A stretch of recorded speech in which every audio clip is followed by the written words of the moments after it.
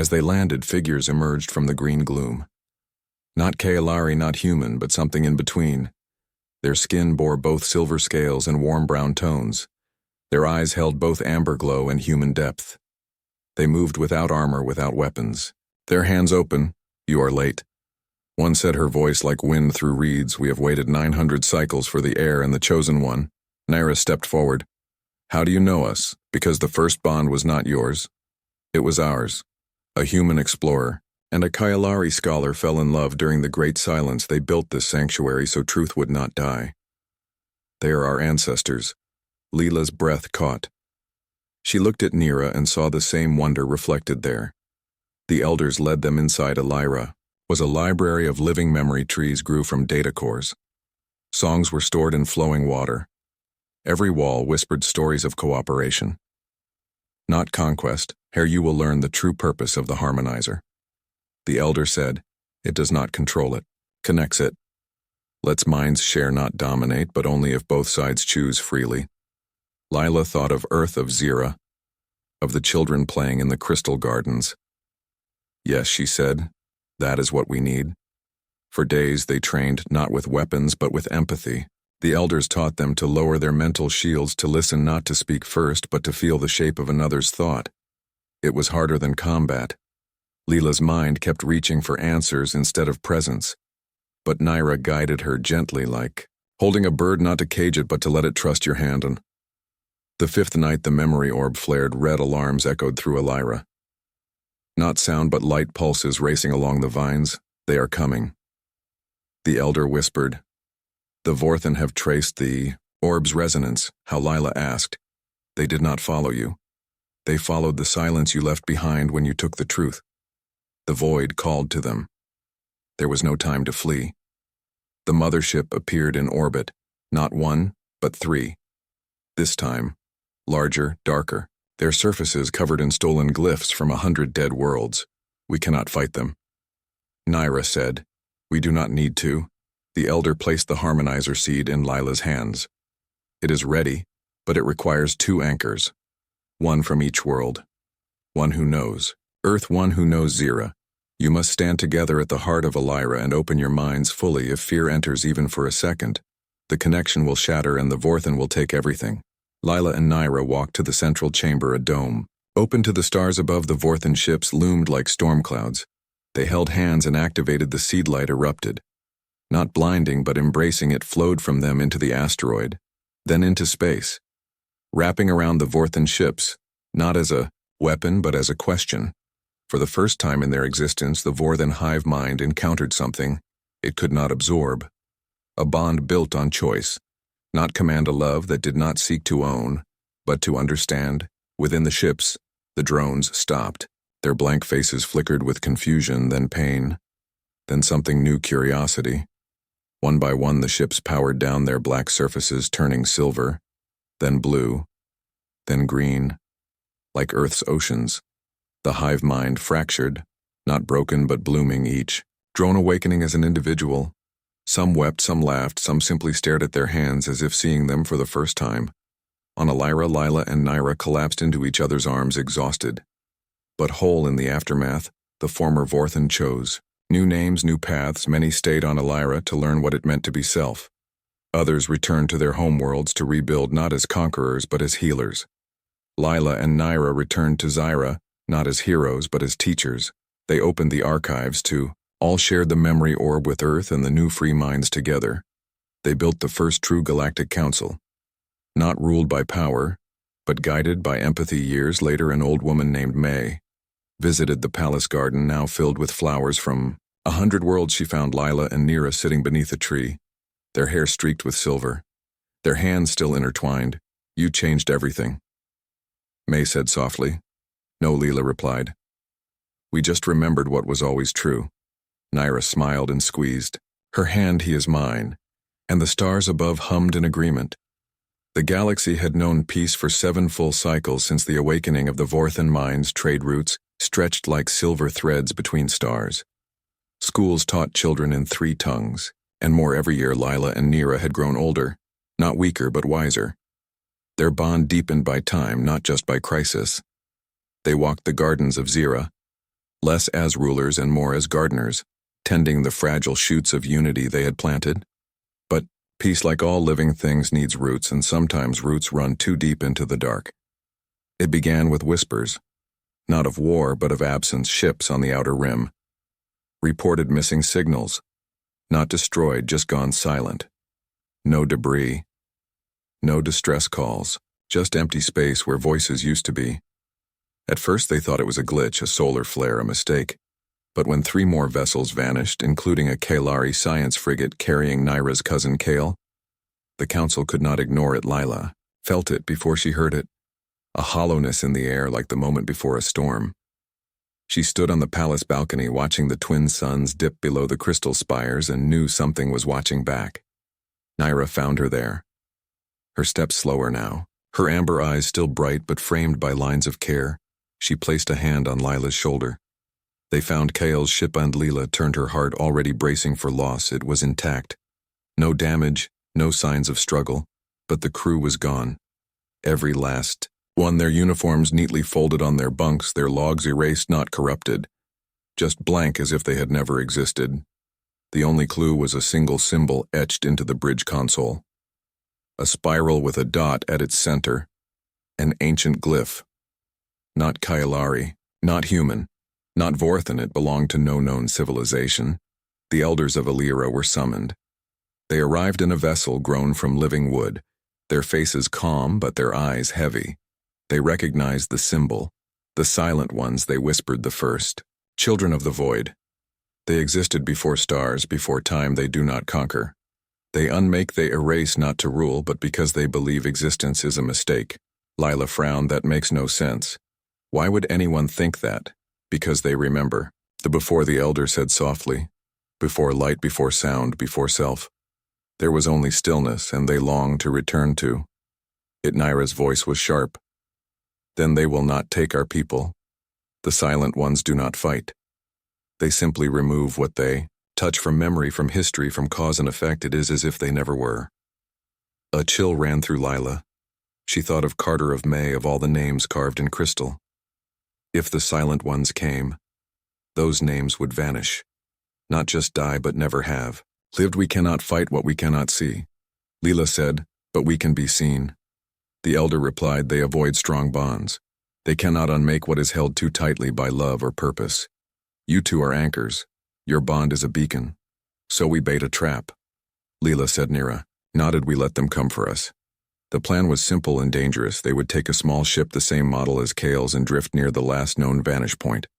No weapons, no shields, just the two of them. And the memory orb now fused with the harmonizer seed.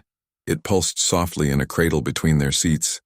They waited 3 days in the quiet dark, eating little, speaking less, just holding hands, listening to the hum of the ship and the deeper silence beyond. On the 4th night, the stars blinked.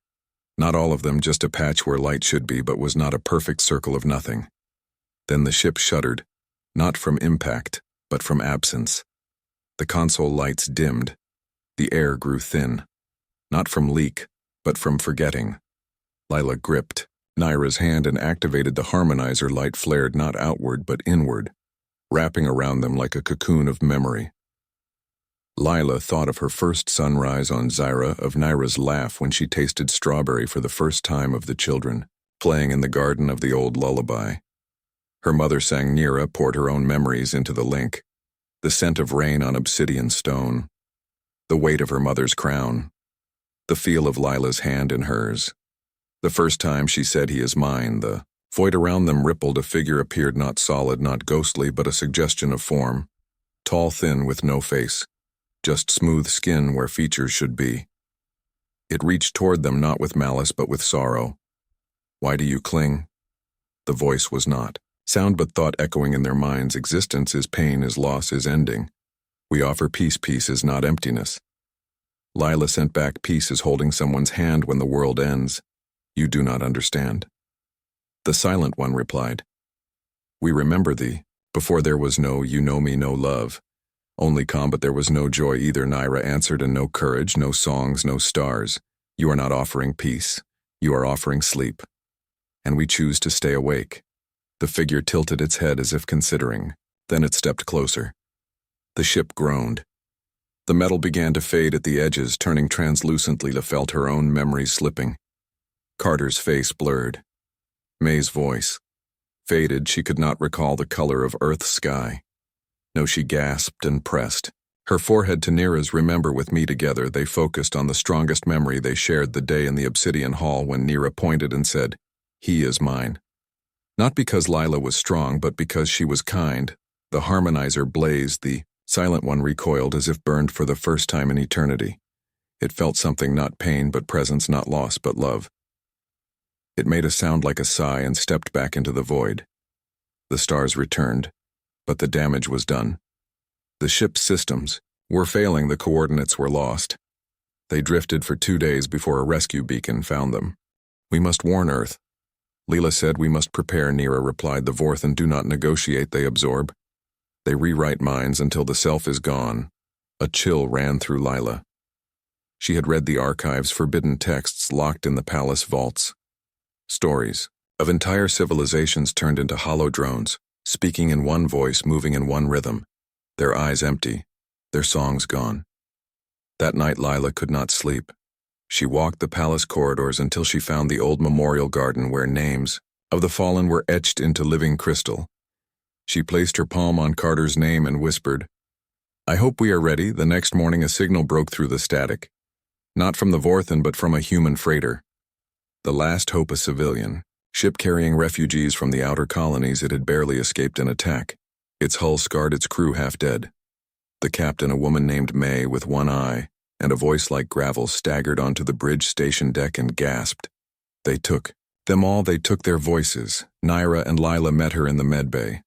May clutched Lila's hand, her fingers cold. They came in silence. No weapons, no ships. Just a black sphere that floated in the air and hummed. When it touched someone, they stopped fighting. They stopped screaming. They just followed. Nira's face darkened. A neural harmonizer. It rewrites thought patterns through resonance. Can it be blocked? Lila asked. Only with a counter frequency. But we lost the research during the last purge, Nira said softly. Lila's mind raced. Earth had old tech, forgotten tech from the Unity Wars before the Great Silence. Maybe something there could help. She requested a shuttle to Earth, not as a warrior, but as a messenger. Nira wanted to go with her, but Lila refused. "You are needed here. If the Vorthen come, Zira must stand strong. I will be faster alone." Nira did not argue, but she pressed a small crystal into Lila's palm. It glowed faintly. "This holds a piece of my life force. If you are in danger, it will guide me to you." Lila nodded and left within the hour. Earth was not as she remembered it. Cities had grown taller. Forests had been replanted after the climate wars, but fear hung in the air like smog. People spoke in hushed tones about the black ship seen near Mars. The strange silence in the asteroid belt. Lila went straight to the global archive buried beneath the Rocky Mountains of Colorado. The vaults held relics from humanity's darkest and brightest hours. She searched for days, crawling through dusty corridors until she found it, a prototype neural dampener developed by Dr. Elena Cruz, a scientist who had vanished decades ago. The device looked like a silver bracelet with a single blue node. The notes said it could disrupt external mind control but required a strong emotional anchor to work. The user had to focus on someone they loved or it would fail. Lila thought of Nira and fastened the bracelet to her wrist. On her way back to the shuttle port, she saw them, 3 figures in black, standing too still, their eyes blank, their mouths slightly open. They turned as one and began to walk toward her. "Run," Lila whispered to the few civilians nearby, but they froze as if caught in a dream. She activated the dampener. The blue node pulsed warm against her skin. She thought of Nira's voice, her laugh, the way she tilted her head when listening. The Vorthen agents slowed their steps, their blank faces flickering with confusion. Then pain. They clutched their heads and fell. Lila ran. She reached the shuttle just as alarms blared across the city. Black spheres descended from the sky, floating like dark moons over the skyline. People began to walk toward them in a trance. Lila launched the shuttle, tearing through the atmosphere, tears streaming down her face. She had failed to save them, but she had the dampener, and that was hope back on Zira. She landed in the middle of chaos. The Vorthen had arrived not with fleets, but with silence. A single mothership hung in orbit its surface smooth and featureless like a drop of oil in water. It had already deployed dozens of harmonizers across the planet. Kaliari warriors fought, but many dropped their weapons mid-battle, their eyes going dull, their voices joining the chorus. Naira stood on the palace roof. Her armor scorched, her energy blade dim. She had been holding the eastern gate alone. Lila found her just as a Vorthan agent emerged from the smoke. Nira raised her blade, but her hand shook. She was exhausted. Lila stepped in front of her, activated the dampener, and shouted Naira's name. The agent halted, its head twitching, then it screamed a sound no human throat should make and collapsed. Nira stared at Lila, breathless. "You came back." "Always," Lila said. Together, they raced to the central spire, the only place with enough power to broadcast a counter-frequency. If they could link the dampener to the planetary core, they might break the Vorthan hold. The path was littered with fallen friends, some still breathing, their eyes empty. Lila refused to look away. She remembered each name as she passed, inside the core chamber. The air vibrated with raw energy. Naira connected the dampener to the main console, but the system rejected it. It needed a living pulse, a sacrifice. "Of Willie will do it," Lila said. "No." Naira grabbed her wrist. "The dampener needs an anchor, it needs me." Before Lila could argue, Naira placed her hands on the console and closed her eyes. Light poured from her body into the machine. Her amber eyes dimmed, her skin paled. The ground shook, the black spheres in the sky cracked and shattered across Zira. People blinked as if waking from a dream. The Vorthan mothership shuddered, then exploded in silent fire. When it was over, Naira collapsed. Lila caught her, cradling her like something precious. "You cannot leave me." Lila whispered. Naira smiled weakly. "I am not going anywhere."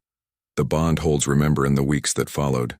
The galaxy changed. The Vorthan retreat left a power vacuum, but also a warning. Unity it was not just strength, it was survival.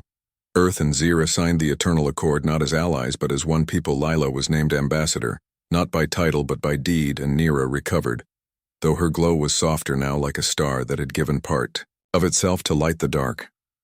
They stood again in the memorial garden, this time adding new names but also new songs. Children from both worlds played among the crystals, their laughter mixing Kaelari chants with Earth lullabies. Lila looked at Naira and knew they had not just saved two worlds, they had built a third one made of trust and choice and the quiet courage to say, "He is mine." Even when the universe said no, and somewhere in the stars the Vorthan watched and waited, but they would not come again. Not while the bond held, not while two hearts beat as one against the silence. Peace settled over Zira like morning mist. Soft but fragile, Lila and Naira walked the crystal fields each dawn, not as princess and warrior, but as partners there. Bond no longer a scandal but a symbol. The Eternal Accord had held for 2 full cycles. Trade flourished, schools opened, joint patrols guarded the outer rim. Yet Lila often woke in the night, her hand on the dampener bracelet still warm with Naira's. Echo, she could not shake the feeling that silence was watching. Then came the signal, not from the void, but from within the Kaelari archives. Deep beneath the obsidian hall, a sealed vault, older than the throne itself, had activated on its own. No one had entered it in 1,000 years, yet its glyphs now glowed with a pale green light. Naira led the way down spiral stairs carved from meteor rock. Lila followed, her pulse steady, but her mind racing. The air grew colder the deeper they went, until they stood before a door shaped like a coiled serpent, its eyes made of twin emeralds that flickered. As Naira placed her palm upon it, the door opened, not with a sound but with a sigh inside. The chamber floated a single orb, no larger than a human. Heart it pulsed slowly like a sleeping star etched around it. Were words in the old tongue, the language of the first Kaelari, before masks, before laws, before fear. Naira read them aloud, the last breath of the forgotten ones as she spoke. The orb brightened and projected a vision not of war or warning but of creation. Stars blooming from dust rivers carving worlds, voices singing in harmony. Then came the fracture. A great schism, not between species, but within the Kaelari themselves. One faction sought to share their knowledge with the young races of the galaxy. The other believed purity meant isolation. The isolationists won. They erased the truth, rewrote history, and sealed away the memory. Orblila understood now why the Vorthan had come. They had sensed this truth buried beneath lies. They had not wanted to conquer Zyra. They had wanted to awaken it, but the vision was not done. It showed a place far beyond known space, a world called Elyra where the exiled knowledge keepers had fled. They carried with them the seed of the original harmonizer, not a weapon but a bridge, a device meant to link minds and understanding, not control. The orb dimmed and fell into Nyra's hands, cool and humming. "We must go there," Lila said. "The Council will never allow it. Dravik has only just accepted humans in our schools," Nyra replied. "Then we go without permission." Lila met her gaze. "If the Vorthan return and find this orb, they will not just take minds. They will rewrite history itself." That night they prepared, in secret, loading a small scout ship with rations, water, and the memory orb hidden in a lead-lined case. They left no messages, only a single note on Nyra's desk. "Trust us." The journey took 17 days through uncharted nebulae and dead zones, where comms failed and stars seemed to hold their breath. Lila piloted while Nyra studied the orb's shifting patterns. It responded to emotion. She discovered not logic when Lila hummed an old Earth lullaby. The orb glowed blue when Nyra recalled her mother's voice. It pulsed. Golden the 18th day they found it Elyra, not a planet but a hollowed asteroid wrapped in living vines and powered by a captured star fragment. Its surface shimmered with bioluminescent glyphs that matched the orb. Back on Zyra they learned the truth. The Silent Ones had not taken Kale and the others. They had tried to unmake them. But the crew had fought back. Not with weapons, but with stories. They had held hands and whispered names and songs, and in doing so they had created a knot in the void, a place the Silent Ones could not erase. They were alive but trapped in a pocket of forgotten space. "We must go back," Lila said. "We will," Nyra agreed, "but not alone." This time they brought allies, not soldiers, but singers, poets, engineers, children, people who carried strong memories, people who knew how to hold on. They returned to the Void Zone, not with a warship but with a chorus, 100 voices singing in harmony. Human lullabies, Kaelari star chants, Vorthan awakening, hymns. The sound wove through space like a net of light. The void rippled again. The Silent One appeared, but this time it did not reach to erase it. Listened, Lila stepped forward, holding the harmonizer now glowing with the light of many minds. She did not speak. She simply opened her mind and showed the Silent One. Everything, the pain, yes, but also the joy, the loss, but also the reunion, the fear, but also the courage. The Silent One trembled. "You are not alone," Lila sent. "We all feel the weight of being, but we choose to carry it together, slowly." The figure raised its hand not to erase but to touch the light, where it touched the void, filled with stars sown by one. The missing ships reappeared, their crews blinking in the sudden light. Kale ran to Nyra, tears on his face. "I remembered you," he said over and over. "I remembered you." The Silent One did not vanish. It changed its form, became less void, more vessel. It joined the chorus, its voice low and ancient, adding a note no one had ever heard before, the sound of stillness choosing to become song. In the years that followed, the Silent Ones did not speak much, but they stayed. They learned to name themselves, to plant gardens, to hold hands.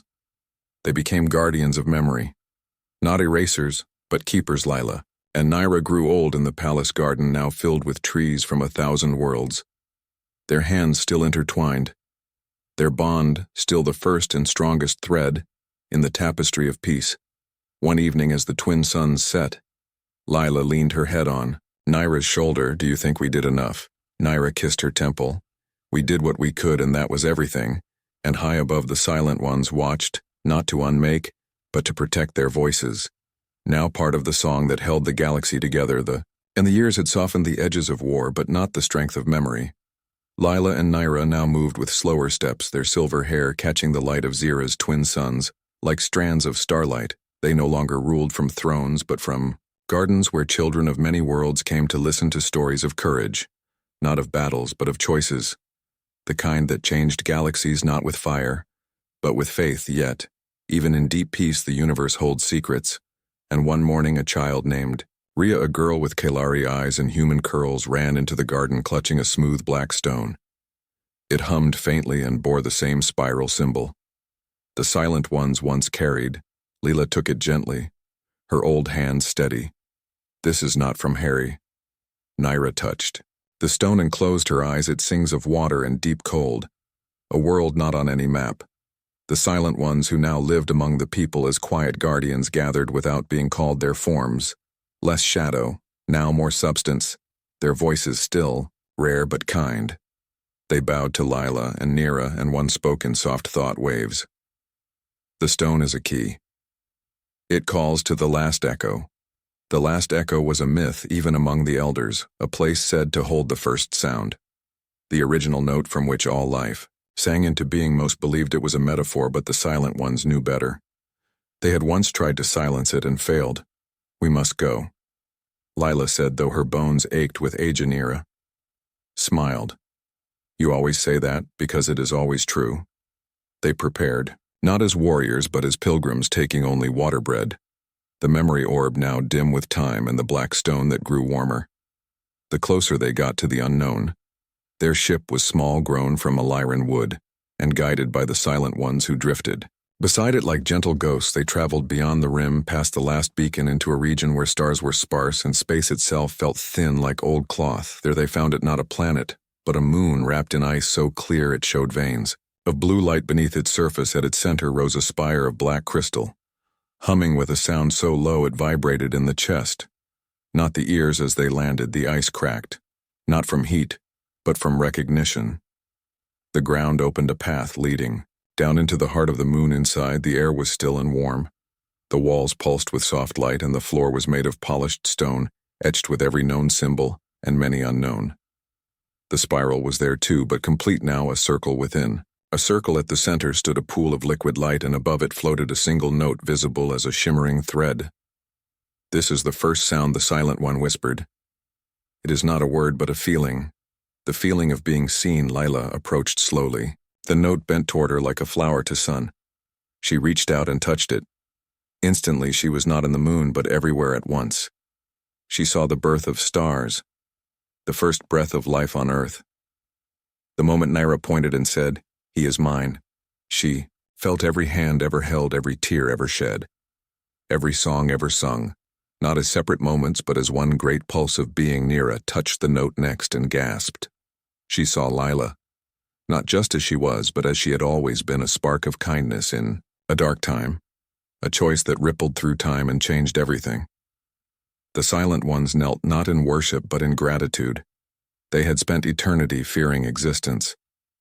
Now they understood it was a gift, but the vision shifted. The light in the pool darkened not with malice but with warning. Something was coming, not from outside but from within the galaxy itself, a sickness not of body but of memory, a slow forgetting that made people turn on each other, doubt their bonds, fear their differences. It had no name, but it spread like frost on glass. Quiet and cold. Lila pulled back her hand.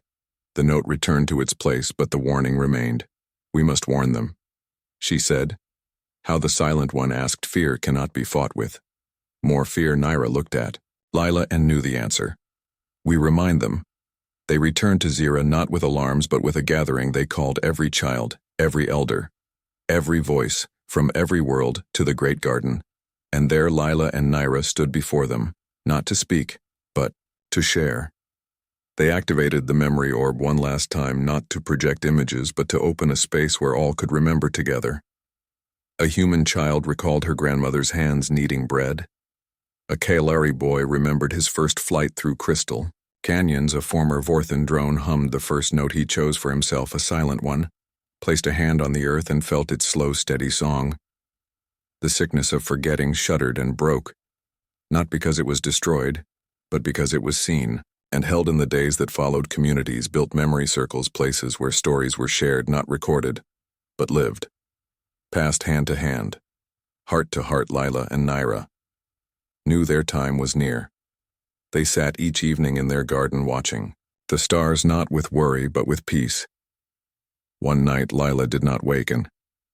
Nira held her close and whispered, "Your name is written in every heart you touched," as dawn broke. Naira closed her eyes and joined her.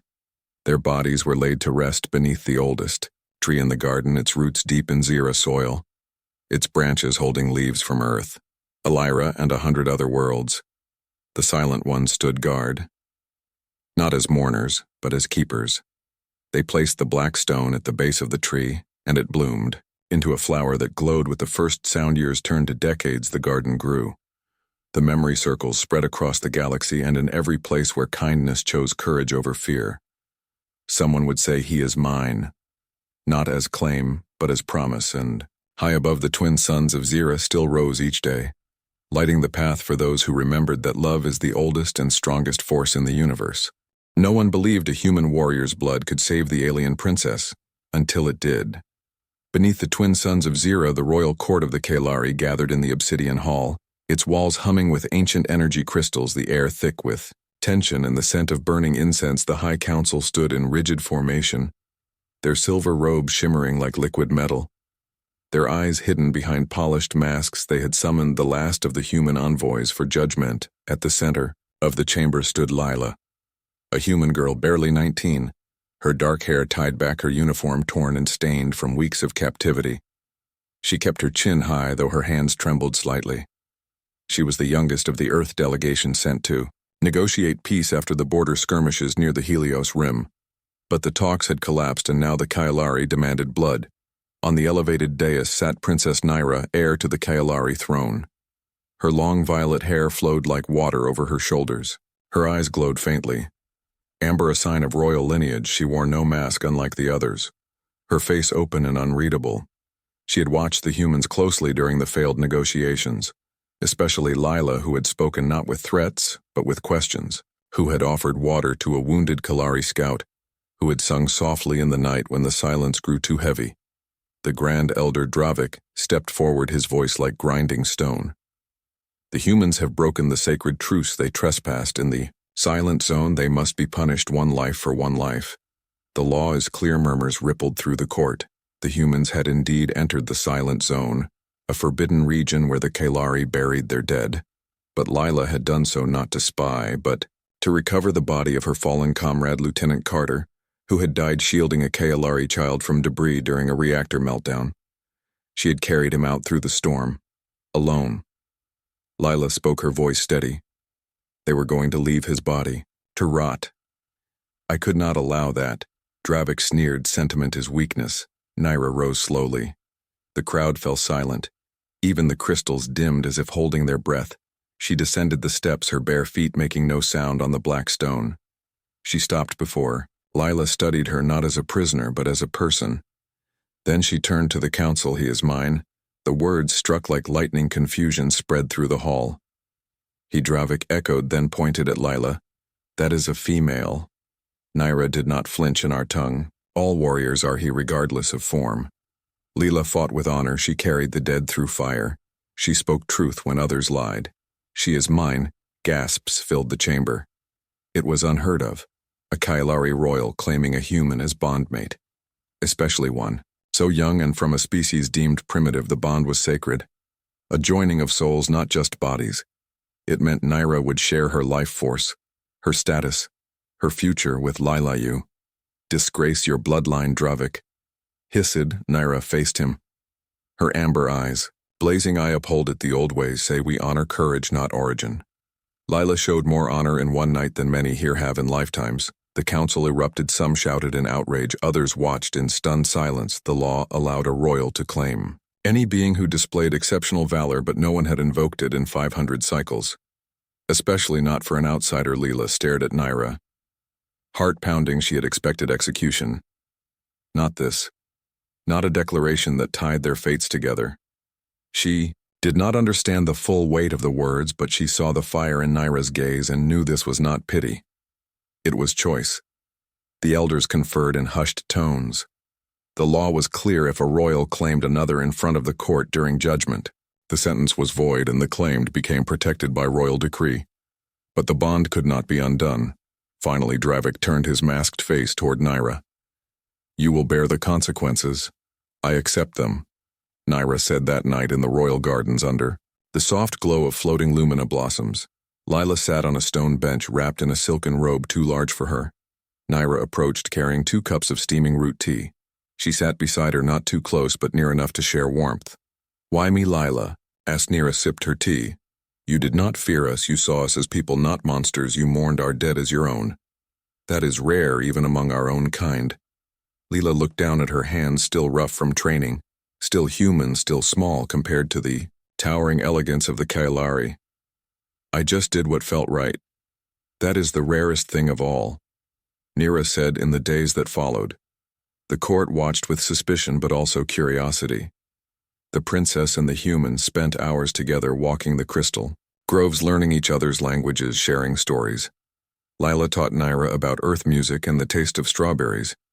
Nira showed Lila how to read the stars, as the Kailari did not, as points of light, but as voices of ancestors, but not all accepted. The Bond General Vorlak, commander of the Kailari fleet, saw it as weakness. He believed humans were a plague to be purged. Not partners, he began to gather allies, whispering that Nira had been bewitched, that the human was a spy-own evening as Leela practiced hand-to-hand combat in the training yard using human techniques against Kalari sparring drones. Vorlak appeared, his armor clanking. He sneered at her pathetic movements. "You think you belong here? Little earthworm. You are a stain on our throne." Lila wiped sweat from her brow. "I do not seek to replace anyone, I only seek to understand. Understand this," he growled, stepping closer. "You will never be one of us." Before he could strike, Nira appeared behind him, her presence like a sudden storm. "You will address her with respect or face exile." Vorlak bowed stiffly, but his eyes burned with hatred. He left without another word. Later that night, alarms blared through the palace. Red lights pulsed along the corridors. Lila woke to find Nira already dressed in battle armor. Vorlak has seized the command spire, he has locked out the council, and activated the planetary defense grid he plans to fire on the human outpost in orbit. Leela's blood ran cold. "There are over 300 people up there." "Have minutes," Nira said. "Take my hand." They raced through the palace corridors. Guards loyal to Vorlak tried to block them, but Nira moved like lightning, her energy blade cutting through resistance, not to kill but to disable. Lila fought beside her, using her human agility to trip and distract enemies. She was small but fast, and she knew how to use the environment to her advantage. They reached the spire's core, a massive chamber filled with pulsing consoles and holographic star maps. Vorlak stood at the central console, his hand hovering over the firing sequence. "Too late, princess," he laughed. "The command is locked. You cannot stop it." Nira stepped forward, her voice calm. "Override code. Zyra 7 Alpha 9. The system beeped and went dark. Vorlak whirled around. "How did the codes change every cycle?" "I am still here, Vorlak, you have betrayed your oath." He snarled and drew his blade, but Lila was faster. She had climbed the wall using maintenance grips and dropped down behind him, kicking his knee hard. He stumbled and Nira disarmed him in one fluid motion. Guards loyal to the crown flooded in and took Vorlak away. In the aftermath, the council convened once more. This time not in judgment but in awe. They had seen Lila's courage, not just in battle but in loyalty. She had risked everything to stop a war, not for glory but for lives. Dravik removed his mask for the first time, revealing an old scarred face. He bowed deeply to Lila. "You have proven yourself worthy, not by blood, but by action." Nira took Lila's hand before the entire court. "The bond is real. Not because I claimed you, but because you chose to stand with us when you could have run." Leela smiled softly. "I chose you." From that day, the Kailari and humans began to rebuild. Trust trade routes opened, joint research stations were built, and in the royal palace a new tradition began each evening. The princess and her bondmate would walk the gardens, sharing tea and stories under the twin sun. Leela was no longer just a human warrior. She was Kailari by heart, and Nira was no longer just a princess. She was a bridge between stars, and in a galaxy full of empires and wars, their story became legend. Not of conquest, but of choice, of a princess who saw worth where others saw weakness, and a girl who proved that courage needs no title. Months passed since the bond between Princess Nira and Lila had reshaped the fragile peace between the Kailari and Earth. The twin sons of Zira now rose over a world slowly learning to trust. The human outpost in orbit had been renamed the Bridge Station, and daily shuttles carried diplomats, scientists, and even curious children between the surface and the stars. Lila still wore her Earth uniform, but now it bore the silver thread of the Kalari crest stitched over her heart by Nira's own hands, yet peace was never still. It shifted like sand underfoot and far beyond the Zira system. Whispers stirred in the void, the Vorthan collective a hive mind of conquerors who consumed. Worlds and erased cultures had turned their gaze toward the newly allied planets. They saw not unity, but vulnerability, a crack in the galaxy's armor. The first sign came as a silent pulse, a dead zone in deep space where 3 Kalari patrol ships vanished without distress. Calls, no wreckage, no signals, just emptiness. Nyra received the report in the war chamber, her fingers tracing the star map as if she could feel the cold. Where her ships had been, Lila stood beside her. Arms crossed her jaw. Tight, she had spent weeks training with Kalari warriors not to fight better, but to understand their tactics, their fears, their hopes. She knew now that the Kalari did not fear death. They feared forgetting. To be erased from memory was their true nightmare.